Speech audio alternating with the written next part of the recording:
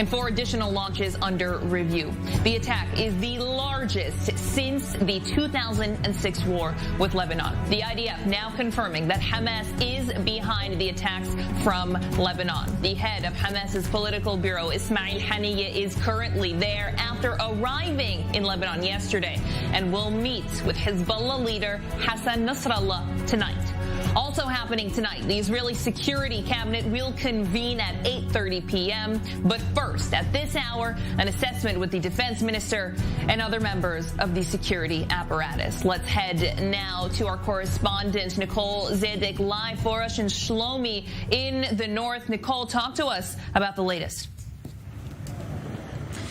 Hamda, you can see the damage from today's rocket fire, which impacted right here in Shlomi. In fact, you can see where one of those rockets touched down here in the road. Take a look behind me at some of the damage that it caused. Now, as you can see, they've already patched up the hole where the rocket hit, and people are already beginning to drive over it, but it's really the damage to the buildings that it's also really being impacted. As you can see, they are starting to repair some of it, but look at those cracked windows, completely shattered, shrapnel tearing apart much of the ceiling as well. Now they're boarding it up because the windows were completely torn down from the attack. And it's really a scary and a tense time here. When we spoke to some of the residents, in fact, these are businesses here. We have a bank, we have a cafe, even a law firm. And we spoke to one of the attorneys who works at this law firm here. Here's what he had to say about everything impacting his company.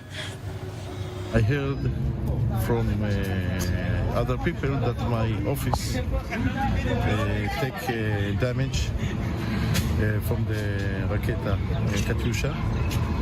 And I came here and I saw all the damage. I hear the siren, I hear the boom. I was in my home. It was very, very scary. And Nicole, sirens sounding there in several of those towns, along with fires where some of those rockets fell. What are residents telling you about what they experienced there? I mean, they are just absolutely terrified right now, Honda. They say when they heard those sirens being fired off this morning, they quickly grabbed their family, ran to the closest shelter that they could find. But many of them don't have shelters in their homes, which is a big problem, as they are concerned that these attacks could continue since tensions are so high right now. And so they're lucky, they're thankful that no one was injured by all of this damage right here, surprisingly, but they're still worried that this is not the end, and they're fearful that more people could be injured in the future if these clashes continue. So really a tense and emotional time out here, Hamda. In fact, many of the residents who were out here just taking a look at the damage, they were very emotional, yelling at each other, just kind of asking why and what do we do from here. So very a tense time. Nicole Zedek, live for us in the north. Thank you. Let's bring in Eitan Dengot, former military secretary to 3 different ministers of defense and former coordinator of government activities in the Palestinian territories. Thank you so much for being with us. I want to ask you, you tweeted quite a lot today about the, to quote you, alertness between the days of battle, on the ground escalation. Iran, Hezbollah, and you're also saying that Israel is weak and cracked. Accumulation of terrorist power backed by Iran around Israel. Finally saying that Israel is a low point in its relations with the United States.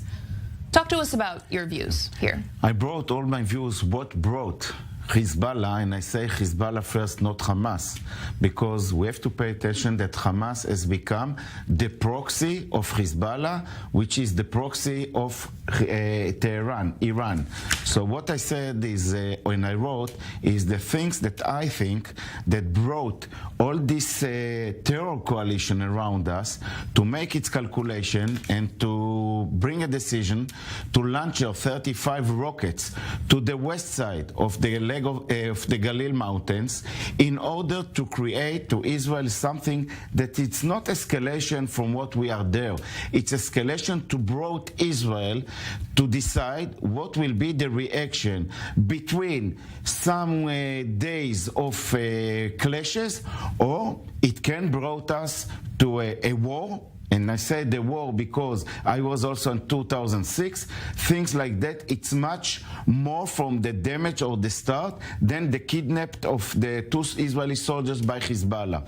So I think that Hezbollah, under the umbrella of Iran, which Hamas, that is now apart from this terror coalition, decided that because they analyze few reasons that Israel is weak interiorly, Israel has a problem outside, Israel has showed already that it's not reacted towards what happened like in Megiddo Junction, and they estimate what will be Israel's reaction. This is a challenge to, first of all, Bibi Netanyahu and the armed forces, what will be the reaction. And then I say also, the reaction should be towards Lebanon as a state. It's time that we, in such case of attack of Israel, we cannot now allow ourselves to divide between Hamas in Soro Sidon, between Hezbollah, and between the authorities of Lebanon, because Lebanon is going now to a stage of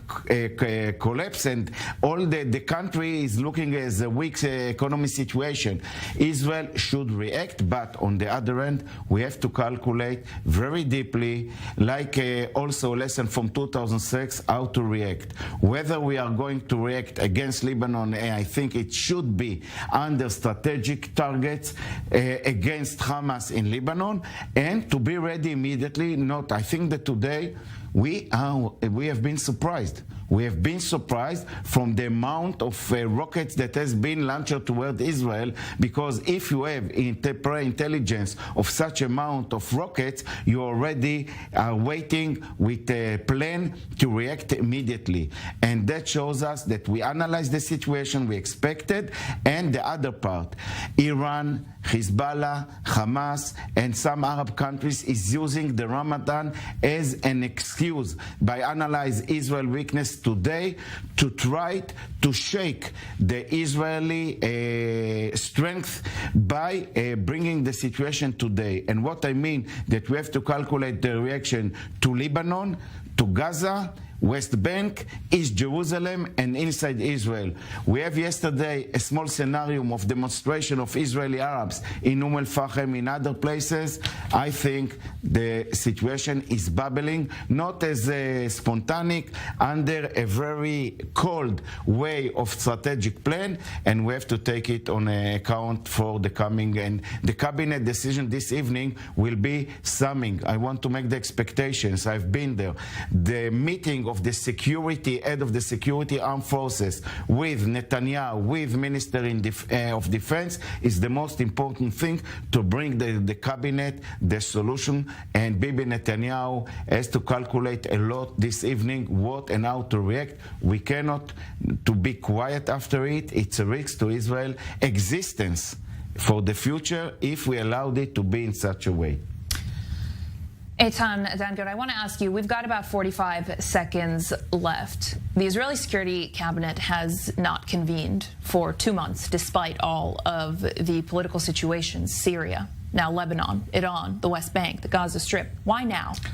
Why now? Because Bibi Netanyahu has no choice. It means he has to get the approval under the law of the cabinet to what it should be decided.